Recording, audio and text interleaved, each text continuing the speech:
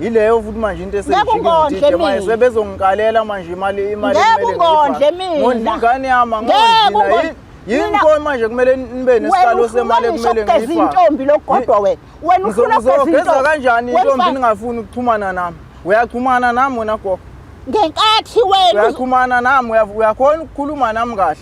Ngenkathi wena ulengisa lamasende akho uzonikhuluma manje ngangwale ngisapha amasende. Yezwa ke bafu. Amasende ngase ngwalengisa kuphi? Ukhulumane nami yini ngitshela ukuthi awukhulumane nami. Akasekho umntana wakho nje ngangizaleni naye manje. Usodinga mina hayi manje ungabe nengane yami. Hayibo wemama hayi. Wemfana.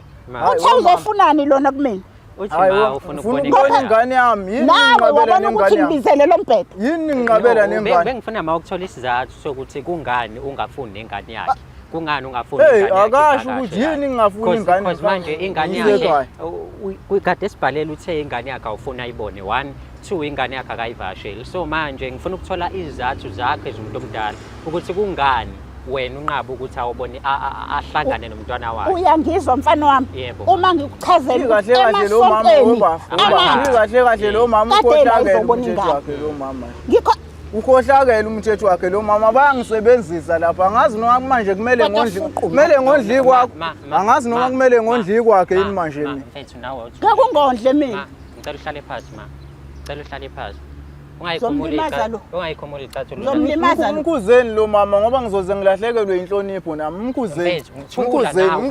Ngikhuzeleni yena. Uhlale phansi ma. Ngikhuzeleni yena. Hey kuzwa nami ke manje ucabange sekuthiwa manje ngiwene. Ngangumfana bo. Mfethu. Ngangumfana.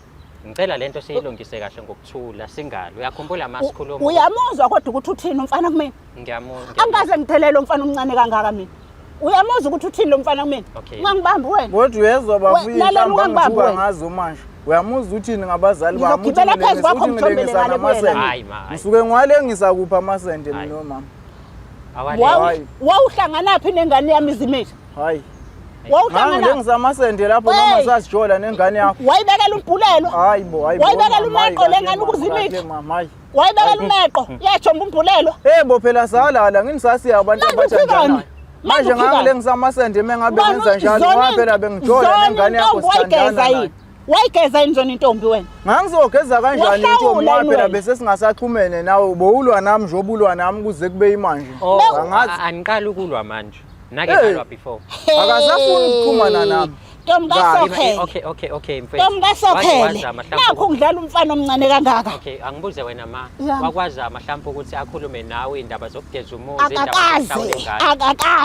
akakaze.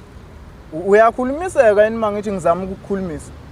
Mangithi ngizama ukukukhulumisa uyakhulumiseka. Uma usuku uzocela ingane ufuna ukuyibona kanti uyicele kuba. Uma uthi ngiyakhulumiseka lo mthumayo ukuthi azokucelela ukubona ingane usuku Mbukele masikubingelele sikwamukele kuphina kuphi la ubukela khona le channel siyibiza ngokuthi umjolo show. Igama lami ngingudlala Matifana and I am the next big thing in KZN. Ngithula uhlelo silungisa umjolo olithola khona la ekhaya ku channel esiyibiza ngokuthi umjolo show. Khumbula ukuthi ke lo hlelo engilenzayo silibiza ngokuthi silungisa umjolo ulithola every Monday ngo9 ekseni kanjalo nangolesine. Sikwenza kanjani nalokho ngokuthi on Sunday ntambama sikushaye ngama highlights ukuthi yini ongayilindela ku episode ozobuyithola Monday ngo9 ekseni. Akugcinike lapho njengoba nango Thursday ngo Wednesday siyaphinda futhi ntambama sikushaye ngama highlights ukuthi yini ongayilindela ngo Thursday ekseni ngo9. So wena into ongayenza nje uma ukuthi upressile lo subscribe uzothola i-notification ezokutshela ukuthi ama highlights avela nini kanjalo ke ne-episode full episode uzoyithola nini. Akugcinike lapho nawe siyakucela ukuthi ube ingxenye yayo le channel ngokuthi ukwazi ukusubscribe ulike uphinde futhi ushare yona le channel esiyibiza ngokuthi umjolo show. Asikukhumbuzise futhi ukuthi ungakwazi ukupressa lela button elilapha ezantsi elibhalwe thank you. Uma wenza lokho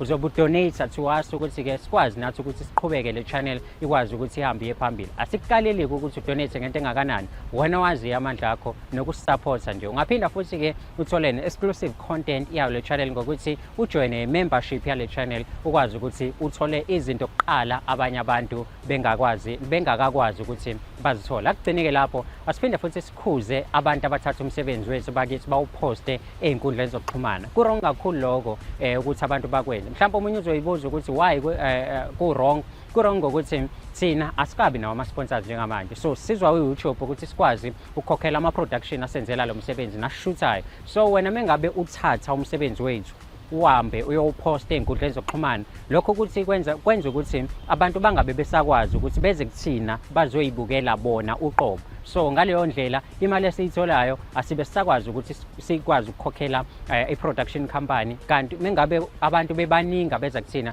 siyakwazi ukuthi sikhokhele wonke ama-cost ayo i-channel nawa i-production. So ningayenzi leyo nto i-wrong kakhulu. Siyanicela bakithi, uDlala Matifana lo aningibonini, angilwi nani, ngiyalungisa. Namanje ngizozama ukulungisa ninako ukuthi into yethu siyenze ngendlela, siyenze ihambe kahle, siyenze ibe right. Niyazi ngicela ngani, ungakhohlwa ukusubscribe, ulike, uphinde ushare yona le channel Umjolo Show. Uyabona njengamanje siku 60k subscribers, okusho ukuthi sikhula nawe, bo ukhona siqala, usasekhona namanje. Asikhuleni sonke size sifike to 1 million subscribers sindawonye, khona sizokwazi ngempela ukuthi silungise imjolo yobani nabo bani, njengoba wazi ukuthi ke indlu lekhaya la senze izinto eziningi ezahlukahlukene. Siyabonga kakhulu.